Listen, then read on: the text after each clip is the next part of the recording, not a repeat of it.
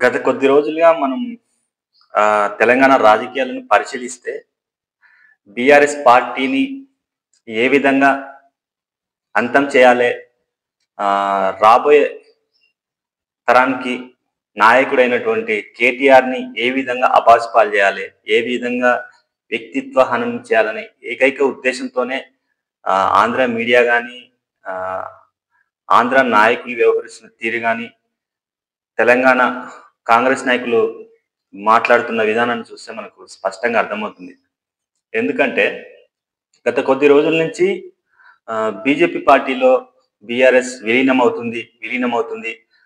కవిత liquor స్కామ్‌లో ఉన్నందున ఆహ్, కవితను కాపాడడానికి కవిత మీద విచారణలు నిలిపివేస్తే బీఆర్ఎస్ పార్టీని బీజేపీలో విలీనం చేయడానికి ప్రతిపాదనలు జరిగినాయని, మధ్యవర్తిత్వం వహించాలని ఈ మధ్య కాలంలో సీఎం రమేష్ కూడా మీడియా ముందుకొచ్చిన తీరు కూడా మనం చూసినాం.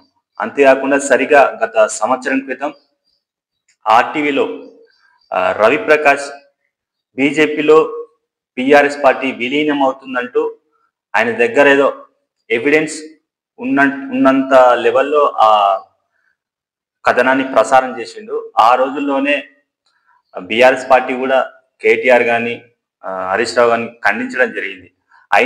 అయినప్పటికీ ఆ రోజు నుంచి ఈ రోజు వరకు కూడా ఒక అబద్ధాన్ని పదే పదే ప్రచారం చేస్తే నిజమవుతుంది అనే ఒక పంతాన్ని అవలంబిస్తోంది ఈ కాంగ్రెస్ పార్టీ. ఈ మీడియా ఛానళ్ళు గత నెలలో మనం చూసుకున్నట్టయితే మహా న్యూస్ గాని, ఎన్టీవీ గాని కొన్ని ప్రధానమైన ఛానళ్ళు కేసీఆర్ మీద ఎంత ఘోరంగా థంబ్‌నెయిల్స్ చేసి ఏ విధంగా కేటీఆర్‌ని వ్యక్తిత్వ హననం చేయడానికి ప్రయత్నాలు జరిగినాయో ఆంధ్ర మీడియాల వ్యవహారం చూస్తే కూడా మనం అర్థం చేసుకోవచ్చు. నాకెందుకో అర్థం కాదు.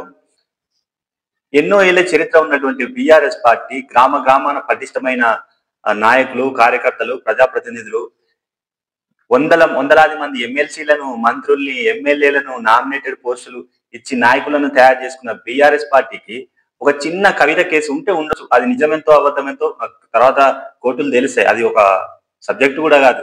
ఆ చిన్న కేసును పట్టుకొని ఆ కేసు వల్ల బీఆర్ఎస్ పార్టీని బీజేపీలో విలీనం చేయడానికి ప్రతిపాదనలు జరిగినాయంట. ఈ బీజేపీ నాయకులు వచ్చి ఆయన సీఎం రమేష్ మాట్లాడడం, బండి సంజయ్ దాన్ని సమర్థించడం, కేటీఆర్‌కి సవాళ్ళు విసరడం, వీళ్ళ సవాళ్ళను కుడుము అంటే పండుగ అన్నట్టు మీడియా ఛానళ్ళు అవే డిబేట్లు పెట్టి కథనాలు రన్ చేస్తున్నాయి.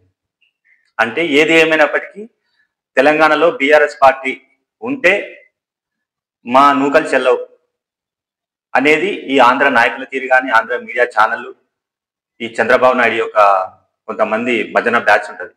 వీళ్ళందరూ ఆవేదన అదే. ఇప్పుడు కాంగ్రెస్ పార్టీ ఉన్నా, కాంగ్రెస్ పార్టీలో సీఎం రేవంత్ రెడ్డి ఉన్నప్పటికీ రేవంత్ రెడ్డి చంద్రబాబు శిష్యుడే కాబట్టి ఆయనకు వ్యతిరేకంగా వెళ్ళే అవకాశం లేదు. వాళ్ళు ఎప్పటికైనా వాళ్ళిద్దరు తోడొంగలే.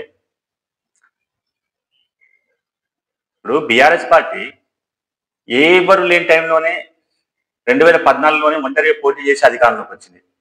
2018లో మళ్ళీ 5 సంవత్సరాలు పాలించిన తర్వాత క్యాడర్ పెరిగింది, ప్రజల్లో విశ్వాసం పెరిగింది. ఆ తర్వాత మళ్ళీ ఒంటరిగా పోటీ చేసి 85, 86 స్థానాలను గెలుచుకుంది బీఆర్ఎస్ పార్టీ.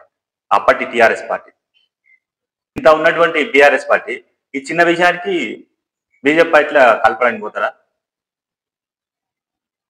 కాస్త మీడియా ఛానల్ రాసేటప్పుడైనా కొంచెం హుందాగా వ్యవహరించండి, నిజాలు రాయండి, ప్రజలకు వాస్తవాలు చెప్పే ప్రయత్నం చేయండి.